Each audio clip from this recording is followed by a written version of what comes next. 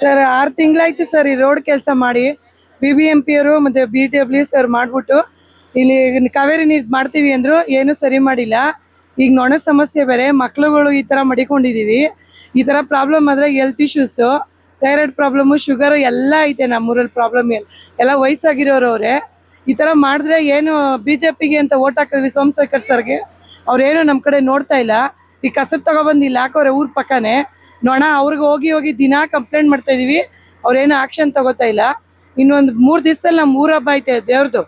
ಈ ತರ ಮಾಡ್ಬಿಟ್ರೆ ಊರು ಏನ್ ಮಾಡೋದು ನಾವು ಹೇಳಿ? ಊರ್ ಬಿಟ್ಟು ಹೋಗ್ಬೇಕಾ, ಊರಲ್ಲಿ ಇರ್ಬೇಕಾ? ಸೋಮಶೇಖರ್ ಸರ್ ಇದಕ್ಕೆ ಆನ್ಸರ್ ಮಾಡ್ಬೇಕು.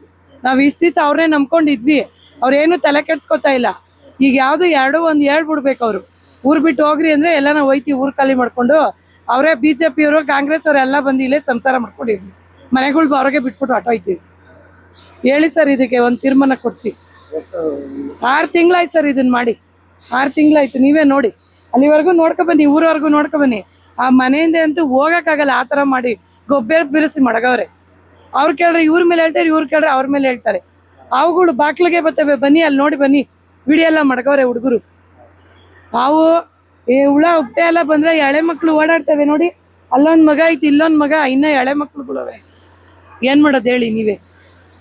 ಇದಕ್ಕೆ ಯಾರು ಆನ್ಸರ್ ಕೊಡೋರು? ಯಾರಿಗಾದ್ರು ಹೇಳಿದ್ರೆ ಯಾರು ತಲೆ ಕೆಡ್ಸ್ಕೊತಾ ಇಲ್ಲ. ಎಲೆಕ್ಷನ್ ಟೈಮಲ್ಲಿ ಬರ್ತಾರೆ, ಓಟ್ ಹಾಕ್ಸ್ಕೊತಾರೆ, ಹೋಗ್ತಾರೆ ಅಷ್ಟೇ. ನಮ್ಮೂರ್ ಸಮಸ್ಯೆ ಕೇಳೋರೆ ಯಾರು ದಿಕ್ಕೇ ಇಲ್ಲ. ಈ ತರ ಮಾಡ್ತಾರೆ.